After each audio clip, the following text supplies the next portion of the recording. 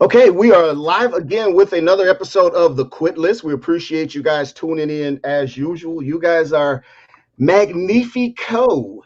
What we'd like for you to do, real quick, is go ahead and share this exercise with your friends and your family and your loved ones, and I promise they will love you back. I'm Dr. Stan, the Quit Doctor.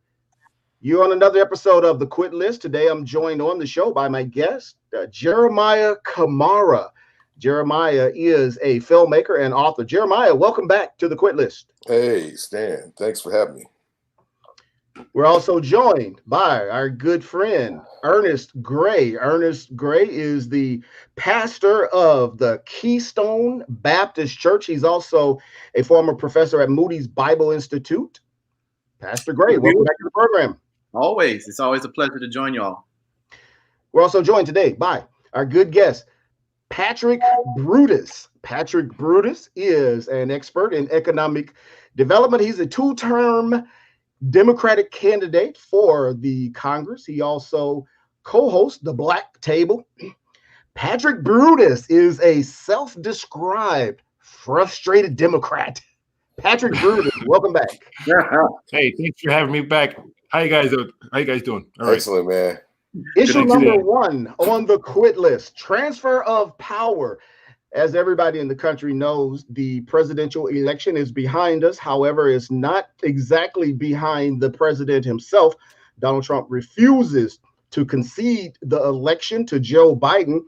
On Fox News, Secretary of State Mike Pompeo was asked whether the State Department is preparing to work with the transition team of Joe Biden. He didn't answer the question directly, but he did say we are actually preparing for a smooth transition to a second Trump administration.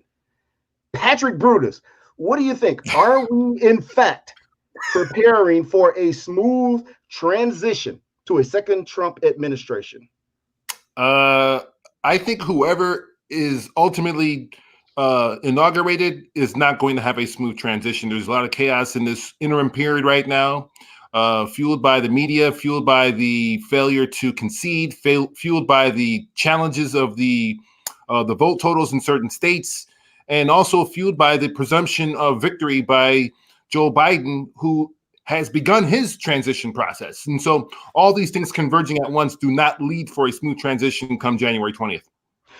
Ernest Gray, what do you think about the idea that the Secretary of State actually said that we're preparing for a smooth transition to a second Trump administration? I think about it in terms of what Cornel West would say. He calls this current administration, he's just acting like the thug he is. That is the Trump president and his those who he delegates his power to, like Pompeo, are just following suit. And so I think if he's a foot soldier for this current president, I'm not surprised in the least bit by the thuggery of dude and for how gangster he is and trying and not willing to give up the terrain, not willing to give up the office.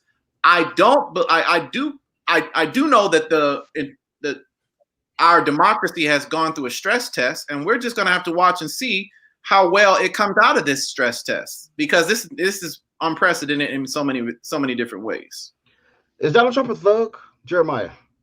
Ernest said he's a thug. Ernest called him a thug and a gangster. What about that? No. I'm glad you asked me that question, because I think he has some thug in him. Because you're talking about a born and raised New Yorker, and New Yorkers are tough people anyway. He was part of The Apprentice. We knew he was a thug before we elected him or selected him, or however he got in there. We already knew who he was. Yep.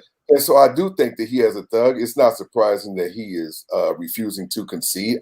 We all anticipated that, but who knows what this next administration is going to do. I'm of the mindset that, you fool me once, shame on you. Fool me decade after decade in the believing that somebody that's elected is going to elevate our status off the bottom rungs of society. Shame on me. So right. I'm not pro or against any one of these candidates. I just don't believe in the process. The system is rigged. So I don't take part in the process. Now, my local thing, that's a whole different story. But you already know, Stan, as I told you, that I haven't watched the news since March. I'm going on 8 months now, not having watched the news. I never watched soap operas growing up. I didn't watch All My Children and The Young and the Restless and The Guy That Liked Growing Up. So I'm definitely not going to start right now. But of course, I'll learn things through osmosis. I've been too busy focusing on my business and, like Brother Patrick, making money, economics, and whoever's in there, we're going to have to scratch and claw and dig and do what we have to do for ourselves. Patrick, do you think that Donald Trump should actually allow Joe Biden to receive national securities briefings? Because one of the things that Donald Trump has said that he will not allow national security briefings because in his mind he's the winner. Do you think he should at least allow for Biden to get these types of briefings? So I would say no, and I'm going to tell you why. I would say if you look at his track record, since he hasn't. Oh, okay. So once you look at Donald Trump's record, right? So Donald Trump is like hardcore. If he says he's not going to do it, don't bank on it being done, at least in the short term. So for him, he's like, I'm not going to support this, because for him to get the PDBs, that's in a way conceding that he lost. So right now he's on that angle, like I did not lose or I haven't lost yet, so I'm not going to support anything that endorses that idea. So number one. Number two, if you believe the news about the Hunter Biden, China, and all that stuff, then you would have to also conclude that from a security standpoint, that Joe Biden would be a risk to receive classified information more than what he already receives as a former executive branch member. But now getting the presidential daily brief, that would be, I think, even more of a security risk if you believe the Hunter Biden dealing with all these foreign entities and being a risk himself and the family. So on those 2 points, I would say no, that he should not receive at this point. And third, there hasn't been a determined winner yet as certified by the GSA, which is the federal office that does support and facilitate the presidential daily brief. And the Secretary of States of the individual states have not certified the election results as of today. So I would say no on those 3 grounds. Well, the certifications have always come later during the election, during the process, and the briefings and the access to the information, to the funds, to all those things have always happened prior to certification. So that if that's Donald Trump's argument, but you've also had a history of where there has been a clear popular vote winner and a concession. With the exception of 2000, in recent memory, you've had a concession. So that transition has begun publicly and, behind the scenes as well. Once that concession has been made, there has been a acknowledged I will lose eventually officially, but there has been that concession, which starts the process. In this case, you have not had that yet. So that's a good point, that there has been no concession. What about that, Ernest Gray? There has been no concession. Now, Joe Biden is winning by more than 5 million popular votes. And of course, in terms of the Electoral College, he's winning by a substantial margin as well. So on every level, Joe Biden is winning. And if nothing else, there's still the potential. So you have 2 possibilities. Now, this question is for you, Ernest. What do you think of this? That if Joe Biden is a security risk, he potentially can be the president. Is that a good reason? What Patrick is telling us, is that a good reason why Joe Biden should not have access to these briefings, because he is a security risk? I don't quite buy that. And as much as this has been these last 4 years have been a fact checker's dream. The peddling and the trafficking and conspiracies, to me as an academician, have been appalling. I mean, just realizing that doing your own work and not relying upon news sources. We can all agree that the news sources have their flaws. We can all agree upon that. that their ability to tell their news without slants, we know that that's problematic. But I will say this, that I'm not simply going to, if there are norms in our country that have been shattered because of this nationalism, this populism, this desire to create our republic and create it into turn it into a fascist kind of sense, like I see from the 1940s Nazi regimes. I feel as though that's just one move closer towards us in that. Joe Biden is not so much of a risk because he's establishment. Dude will tell you in a heartbeat, he's been in the game for 50 years. And I think the aberration of that Hunter Biden issue, poor judgment, bad choice, stupid, foolish son, I think he will concede that, but I don't see him as so much of a risk that he's painted as. I think the risk is the peddling in conspiracy theories, the QAnons, the One America News Networks, and all these other foolishness, man. I think that these are the real threats. Absolutely. And I think it's going. I'm not going to get ahead of myself, but it bleeds over until our where we go to next at the next segment. For me, right now, I don't see Joe as an issue.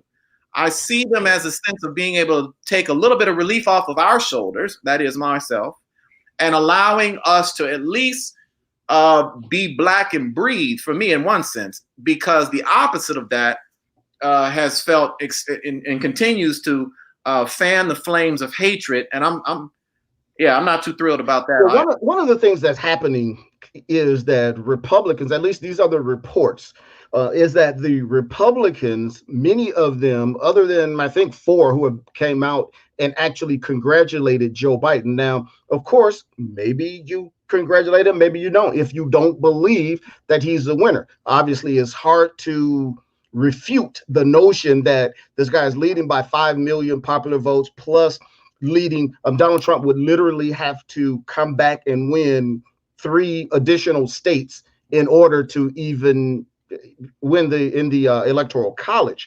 Yeah. So there's a lot of Republicans that are congratulating congratulating Joe Biden in secret.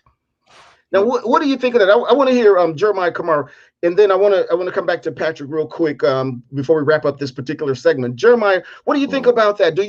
Why do you think Republicans are congratulating Biden in secrecy? Well, I mean, when you cross Trump, you got some consequences. So you're going to do it behind Trump's back. You know how Trump is. You agree with him, he's your friend. You disagree with him, he's going to throw you aside and put you on Front Street.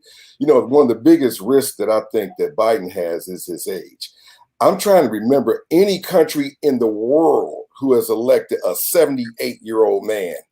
You talk about the risk. He is a dementia risk. And I wish that there was another candidate, because by the time his first term is over, he's 82 years old. We got on Ronald Reagan by being old. He was 74 years old. We were talking about how it's time for you to go. This man is 78 years old. I don't know of any country that I can think of that has elected somebody that old. His biggest risk to me is his health. He'll be 82. And when you're at that age, you start declining mentally. So I think you're right. I think you're right in terms of his age. And actually, if you take a look at this entire election cycle, you will notice that the top contenders were all in their 70s. Donald Trump, Joe Biden, Bernie Sanders. Those were the 3. Elizabeth Warren, right? Yeah. Give the millennials a shot. Give the millennials a shot. I love millennials. Yeah. And that may happen. So you definitely make a valid point in terms of that. I don't think Joe Biden will come back for a second term. So if he even gets through this first term, I think he'll. True. Yeah, maybe he will, maybe he won't. However, Patrick, I want you to go ahead and respond to that question I posed to Jeremiah, and that is, why do you think Republicans are secretly congratulating Joe Biden? Well, first of all, do you believe that Republicans are secretly congratulating Joe Biden? Just yes or no? Yes. Okay. Why do you think they're doing that? Is this like intimidation? Is Donald Trump the thug, the gangster that Ernest Gray was telling us about? Is that why they're doing it in secrecy?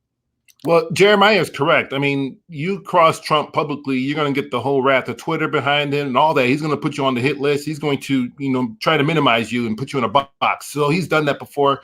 And, if he's going to be around, and he is the party right now, he is the party, and he will be around, either him or his family for the next 4 or 5 years. And you don't want to get on his bad side since he's very popular. You saw 70-something million people vote for this guy. His rallies are well attended. He's got the pulse of quote unquote America, and he could do a lot of damage with that against candidates that he so chooses to do damage to. So Jeremiah is right. He will hit you in a minute. As far as him being a thug, absolutely. You cannot deal in New York construction by having to intercede with the mafia and not come out, learning that way. I mean, you can deal when you're doing business in New York. Same with Chicago, but New York, another level. So okay, yes, that's it for us, folks, on the issue number 1, transfer of power. It's time for us to hit it or quit it. The question is, will Donald Trump willingly vacate the White House? Patrick Brutus, what say you? Yes or no? Yes being hit it, no being quit it. Do you think Donald Trump will willingly vacate the premises? He will vacate willingly if he is determined to lose her, yes. Ernest Gray, hit it or quit it. Will he leave willingly? Quit it. Quit it. Listen, there's no way in the world this guy is leaving. These 4 years have shown me people have waited for him to pivot, to turn, to shift. He ain't shifting, and he ain't going to shift now. So quit it. No. Jeremiah. I agree. Quit it. Trump's ego is just too large. He's not going to concede to anything. His ego is too big. They're going to drag him out. He's going to have to get dragged out, whatever you call it. All right, issue number 2. Issue number 2 on the quit list: guns and God. Whoa. Now, someone has said that churches are sitting ducks. This is one of the commentators. He believes that because, over the last several years, we've seen a lot of church shootings. So people have come into churches and they've shot up churches. And he says, churches are sitting ducks. He said that the churches tend to have multiple entrances, which is true. Those entrances are generally open. We're accepting to anyone and everyone who comes through the doors, including people who are mentally unstable. Correct. Now, the idea is whether and not just black people, just churches, I'm talking churches in general, whether church members ought to be arming themselves. Now, one biblical scholar said this. He said that in the book of Nehemiah, that Nehemiah actually encouraged private citizens to arm themselves in self-defense while they were building the wall of Jerusalem. All right, I see Ernest Gray shaking his head. What do you think about that? This is a complex question, one that I think has shifted with the temperature of the country. And I will say this, and I'll be brief. But the sentiment of the sitting duck is true. It's real. I'm at my church right now. I'm in my office at the church, and not even, I'd say a quarter of a mile away, there was about 2 years ago a gentleman that came in on a prayer meeting and shot at certain members that were gathering, and one of the deacons had a weapon and was able to subdue this fella. We're in an all-black neighborhood. We're not talking about the ones that happen in church shootings where the predominant perpetrator is a Caucasian, a white person. I'm noticing that with the temperature of our country, that more people, even people in my church, I won't go into detail, have since intimated that they are armed, that they feel as though it is time to own a firearm in order for their own self-protection. And, that corollary to Nehemiah, I think that there was exigent circumstances that they were facing and as they were trying to build that wall. And I suspect that it's an age-old contest between pacifism and just war. Are you going to be a pacifist, or are you going to advocate for? That's a whole nother conversation as well. That's what that is a very good point. I want to come back to in just a second. Jeremiah, what do you think about that? Oh, wow. I mean, first, I want to invite everyone, and Dr. Stan, you may have already seen it. I have a slave sermon called Godzilla. Okay, so if you go to YouTube and pull up slave sermons and then pull up Godzilla, I show you a host, at least 20 or 30 instances where people were killed in the church. I mean, you know, the church is a perfect place. You got people with money in their pockets ready to tithe. This is the place where you go to rob. I'm here in Atlanta, Eddie Long's church, Creflo Dollar's church. Eddie Long is no longer with us, but Creflo Dollar's church, a man was shot. So it's not uncommon. This goes way back. Martin Luther King's mother was stabbed in the church. You know, so as far as the church, it's a big contradiction. Here's a place where Jesus is supposed to be the protector. This is supposed to be your safe house. This is where we go to be safe. But yet churches are built with lightning rods. Why do you need a lightning rod there? Why do you need a handicap space there? You know, this is supposed to be, I'm being facetious, I am. But I'm just saying, the church, it is not uncommon at all. You guys watch Forensic Files. I mean, it is very common. It's not really uncommon. It's common. There was a guy got killed in church on New Year's here several years ago in Atlanta of a celebratory bullet. So, I mean, you got people gathered in one spot. It's a perfect place. So as far as them carrying ammo, if I went to church and I don't, I'm definitely packing. I would just speak for myself. I'm not going to be in that midst of people with 2,000 people in the mega church and not be packing. What do you think about this, Patrick? The idea that churches ought to have armed securities, because that's what this pastor is saying, and it sounds like you guys tend to agree with that. If churches need to have armed securities, does that symbolize a lack of faith? So here's my take on it. And I think for me, growing up in the church, I've never heard such a concept where we would, be tolerant of firearms or weapons inside the sanctuary. And even if we found out that people were gun owners, I think it would still shock us, right? And so, but what I think in what Pastor Gray said earlier was with the times that we live in today. And if you're a believer, you know that these are signs of the second return. It's coming. And but what I wanted to say was two things. Number one, the incident in Texas where that man came into church and then all of a sudden he pulled out the gun, shot a servant of the church. And then all of a sudden all these deacons and elders and people came out, they shot this guy and it was over in 10 seconds because they were armed in the state of Texas. They were allowed to open carry. Yeah. And so number two, so consider that, right? That's a sign of where we are today. And that was a cultural thing in that state. But number two, if you even think back to the Bible, Peter was strapped, okay?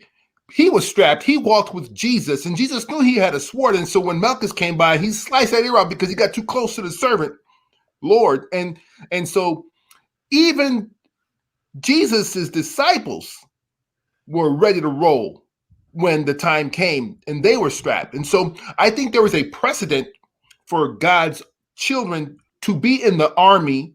And in the army, you need to have weaponry. You need to be strapped. You need to be ready to protect and defend and attack if necessary, or when be. So I think there is a precedent for all that if you look at it in that context. But that being said, personally, I have my own opinion about it, and I'm not really too comfortable with guns in the church. But I think it has prompted a lot of shifting in the way we think about the issue. There was a lack of faith, Ernest. What did you say, Pastor Gray? Yep. Lack of faith. No. Here's the rub is that the blood of the martyrs is the seed of the church, right? And historically, Christianity has spread through violence. I'm not going to even soft code it. Is that people who have been killed for faith this is millennia old, and so I'm not personally an advocate of violence. I think Dr. King, inculcating the teachings of Mahatma Gandhi, that violence is really not going to be the end that we are to do. So I take a more pacifist role and say we ought to turn the cheek. But in these streets, man, it is foolhardy. I do funerals here on the west side of Chicago, and I have to sometimes turn them down knowing that the circumstances around the death of that individual was ugly. I just did one about 3 months ago, and I came out of the church and there was 10 cop cars because some beef popped off. So what I'm saying is there's a sense of wisdom needed in this moment. Not everybody needs to be strapped. I will firmly contend that not everybody needs something on their side because you got idiots out here. But to the degree that we need to be saving life and protecting people, that's a conversation that must be had because, these are some wild times. is there ever a time where a Christian actually should take the life of another individual? I see it as something that happens if, if somebody gonna come in my crib and try to do something to my family, that's it. It's there ain't no choice right there. I'm not gonna sit here and let that happen. And those are exigent circumstances that would press me to say yes. There is a point when that happens. But to the degree that it is just because of you think about Florida stand your ground laws and I felt threatened and all this. I think there's some abuse in all of that I feel as though Christians should have a little bit more restraint. I personally believe I would like to exercise a bit more restraint. Yeah, but God forgives. Yeah, absolutely. And so the question about, is it a lack of faith? I think it's not a lack of faith, because the believer has the faith knowing that God is going to forgive him for his sin if a sin is committed. And so I think, we have to look at it that way. But God forgives. And so if there's a circumstance like the pastor just articulated, but I agree, someone come in my house, it's not going to be me, it's going to be him. Right. And so, I'm going to live to tell. Okay. There was a song. Afterwards. Yeah. There was a song put out in 1942. I'm looking at it right now. As a matter of fact, that song is in that slave sermon called Godzilla. My whole point of making that slave sermon was to illustrate how dangerous it is. It's nothing new. This song was created in 1942, published in 1942 by a man named Frank Loesser. It's called Praise the Lord and Pass the Ammunition. Yeah. So this is an old thing, So, I mean, and I'm glad Brother Gray mentioned that Christianity is here because of violence. The government and the church have always had a symbiotic relationship. Unfortunately, they've always pandered to one another. So I don't see where this whole thing of being strapped in the church or thinking about guns in church is so far-fetched. It's always been that way.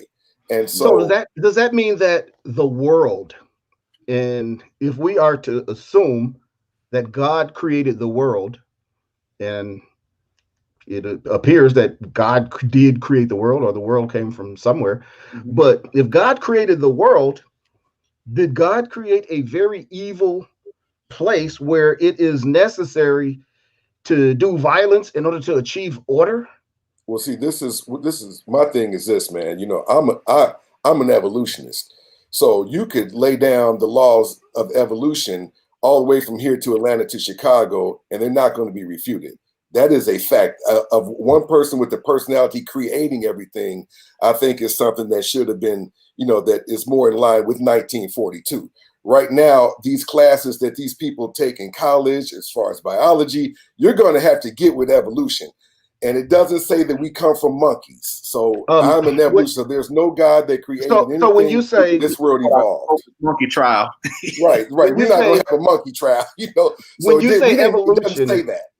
Jeremiah, when you say evolution, you're saying that human beings were created through the process of evolution. I'm not saying created. No, that's not what evolution or developed to our level of consciousness. Evolution is small changes over time to a group of people. They're small changes that no one will notice. These are small evolutionary changes over time. So, and it doesn't say that we come from monkeys like Mr. Steve Harvey would lead us to believe. It says that we all share a common ancestry. And there is so much evidence to support that, irrespective of what Kim Ham has to say in his creationism museum in Kentucky.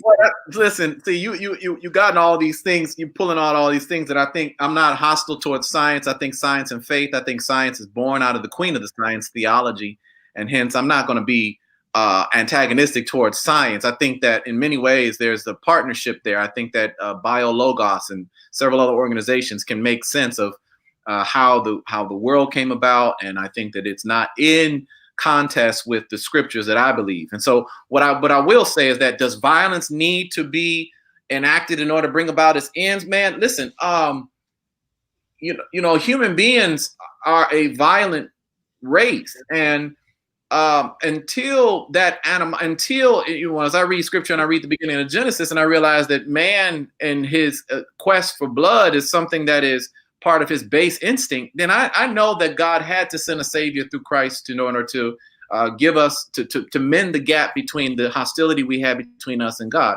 So what I will say is it is not desirous, but even the crucifixion itself is a violent act that seeks to reconcile God to mankind in a way that I see as necessary.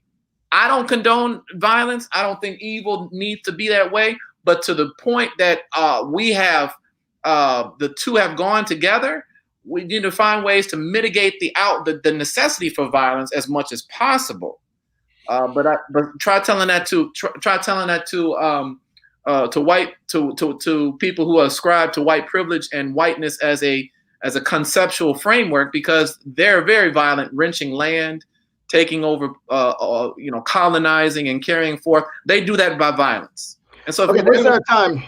That's our time, folks, here on the Quit List. We appreciate you guys tuning in and checking us out. Hope you come back the next time. We are approached with another Hit It or Quit It on issue number 2, Gods and Guns.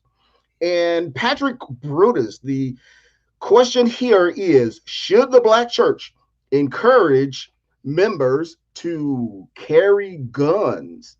Yes or no? Hit it as yes. And quit no, it. quit it. Ernest Gray, pastor of the church. Encourage is the operative word you said. That's it. Quit it, but don't be foolish. There you go. Jeremiah Kamara, hit it or quit it. I don't think they should encourage it. Absolutely not. But we are animals. If you look at Genesis, it is a biological, geological, and cosmological train wreck. So we are animals. It is a train wreck. All right. That's our time, folks. Cosmological train wreck. Absolutely. All right. We appreciate you guys tuning in.